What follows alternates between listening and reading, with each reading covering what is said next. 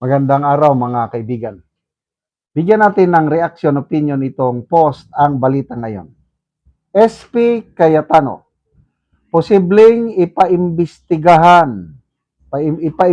kaugnay ng putukan sa Senado ayon kay John Vic Remulla. Posibleng mapabilang si Senate President Alan Peter Cayetano sa mga maaring imbestigahan kaugnay ng insidente ng putukan sa Senado noong Mayo 13, ayon kay Interior Secretary Junvic Remulla. Excuse me. Sa gitna ng lumalawak na investigasyon, sinabi ni Remulla na patuloy na inaalam ng mga otoridad kung sino ang nag-utos sa operasyon laban sa suspended Office for Senate Security and Affairs o SAA Chief Mau Aplaska sa loob mismo ng Senado. Dahil dito, hindi rin isinasaraan niya ng mga investigador ang posibilidad na masuri ang papel ng iba pang opisyal ng Senado, kabilang si Senate President Alan Peter Cayetano, kaugnay ng mga pangyayaring naganap bago at matapos ang insidente. Ano ba naman ito? Imbestiga kaliwat kanan, kaso kaliwat kanan, basta. Grabing pressure laban sa brave 13 senators. Tingnan natin ang nag-react ha. 2,600 ang nag-react. 1,900 ang tumatawa, 460 ang galit. 224 lang ang nag-like sa pahayag ng DILG Secretary. So, percentage-wise, 95% hindi naniniwala at galit sa DILG Secretary. Sabi, lahat na lang ibabatong putik laban sa Brave 13. Evelyn Cruz, wag masyado halata. Halatado na eh. Celia Jimenez, baliw na yata magkapatid na Remulla. Kung sino-sino.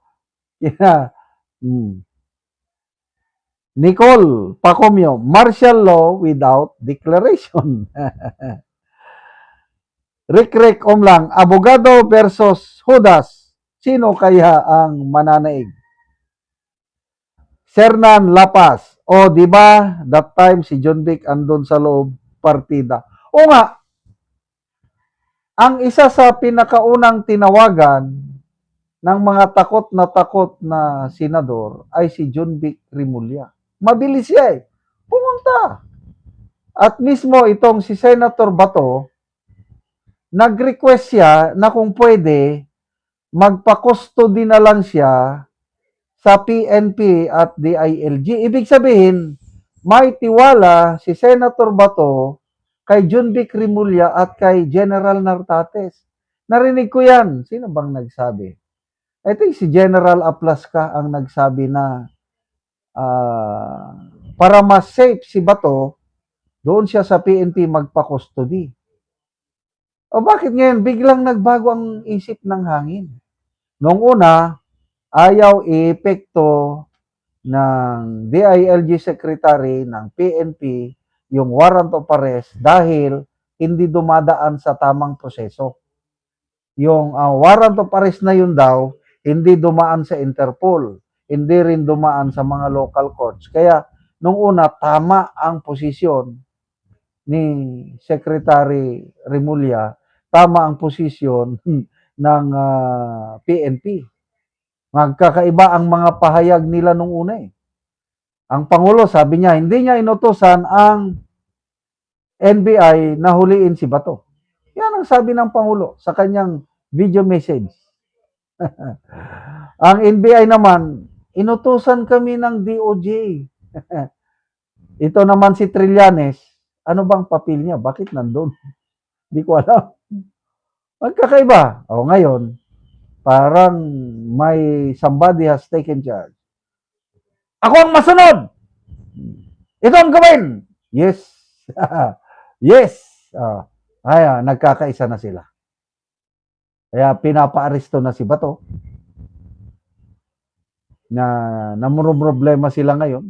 Paano nila matukoy saan nagtatago si Bato? So ngayon ito, investigasyon. Sige, imbestigahan nyo ang Senate President. Para bang martial law na ba? Di ba? Independent body o independent branch ang legislative. Bakit imbestigahan ng Secretary of Justice ang Senate President? Iba na talaga. Dito naman sa mga kaso-kaso. Anong sabi ng spekulasyon ng karamihan? Pinipili lang ang sinasampahan ng kaso. Tingnan nyo. Doon sa minority ni Soto, may nasampahan ba ng kaso? Wala. Sino lang nasasampahan ng kaso? Itong nasa Breed 13. Kaya believe ako, ipagdasal natin si Senator Jingo Estrada.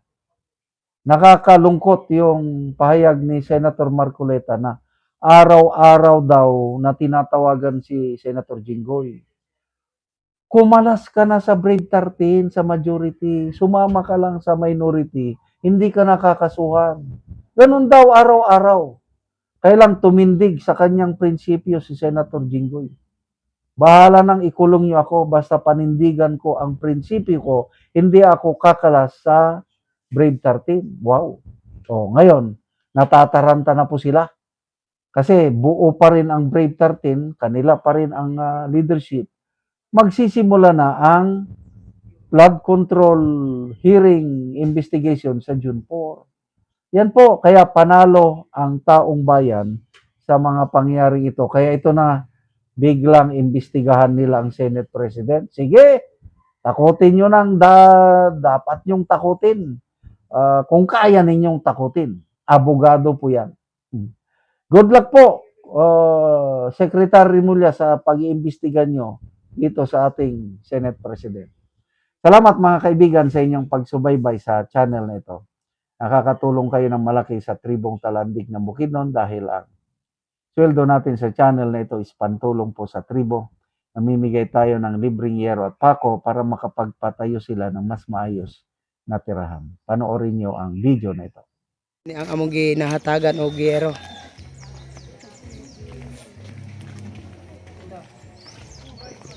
So mag-atop na ni siya karon.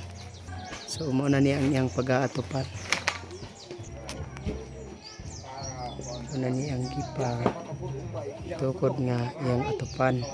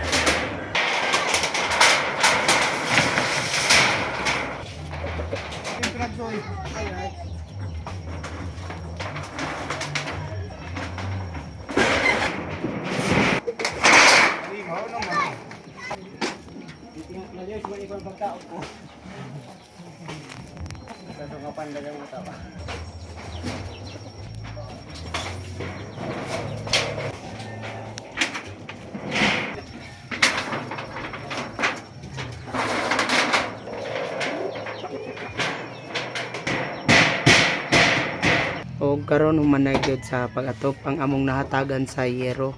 Humana niya og atop iyang balay. Sa Ginoo sa nagtabag sa sin o nagtabag sa sin di palit ko atong atop busot na duro na kayo so salamat kayo sa nagatag sin kay na isda na gyud akong atop tanan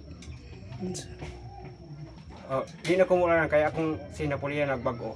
So salamat kayo. Salamat kayo.